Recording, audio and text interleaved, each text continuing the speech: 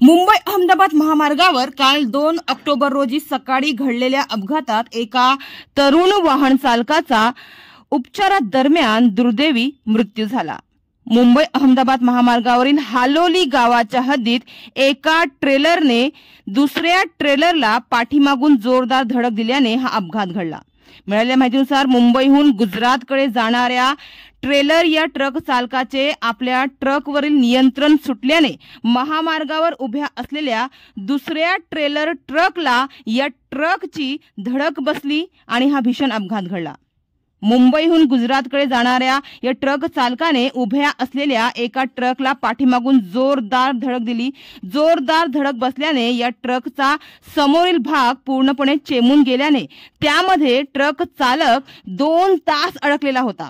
त्याला 2 तासानंतर हायड्राच्या सहाय्याने बाहेर काढण्यात आले व मनोरचे समाजसेवक व रुग्णवाहिका चालक अकील सय्यद यांनी तातडीने घटनास्थळी पोहोचून या चालकाला सह्याद्री हॉस्पिटलमध्ये दाखल केले।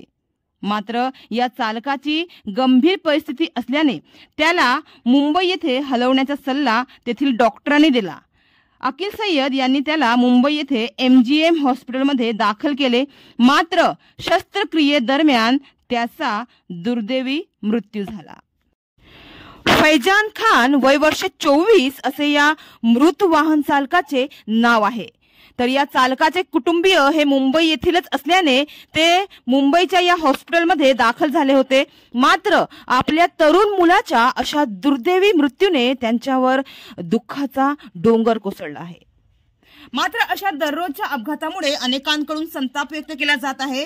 व्हाईट टॉपिंगच्या कामामुळे व योग्य नियोजन नसल्याने असे अपघात घडत आहे आणि खड्ड्यांमुळे आतापर्यंत शेकडो लोकांना आपले प्राण गमवावे लागले आहे। मात्र NHAI व जिल्हा प्रशासन याबाबत मौन बाळगून आहे, असा संताप हरबंस सिंग नन्नाडे यांनी व्यक्त केला आहे।